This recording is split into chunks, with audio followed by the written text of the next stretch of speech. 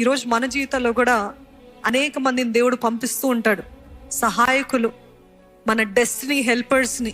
కొంతమంది మిమ్మల్ని సరైన ప్లేస్లోకి నడిపించే వ్యక్తులు, సరైన ఆలోచన చెప్పే వ్యక్తులు.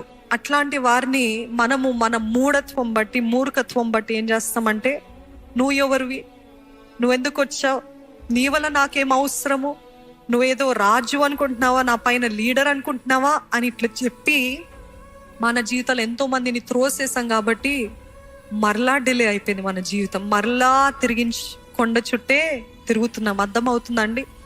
ఆ రోజు మోషే థ్యాంక్ యూ, మమ్మల్ని రక్షించడానికి నువ్వు వచ్చావు అని అంటే, ఒకవేళ దేవుని కార్యం అప్పుడే జరుగుండేదేమో, హూ నోస్. కానీ మరలా 40 years డిలే, 40 సంవత్సరాలు డిలే అయింది. ఎందుకంటే వీరు ఎదుర్కొన్నారు, నాకొద్దు, హూ మేడ్ యూ లీడర్ అని చెప్పారు కాబట్టి. మోషే వెళ్ళిపోయాడు కాబట్టి 40 సంవత్సరాలు మరలా అలాగ దాటిపోయి 40 సంవత్సరాలు బానిసత్వంలో ఉన్నారు. ఇక్కడ యేసు ప్రభును కూడా ఎందుకు వచ్చావు అని మూర్ఖంగా ప్రవర్తిస్తున్నప్పుడు ఆయన వారిని చూసి ఆ పట్టణం దగ్గరికి వచ్చి ఏడ్చాడంట అండి. ఏం చేశాడు యేసు ప్రభు? ఏడ్చాడంట.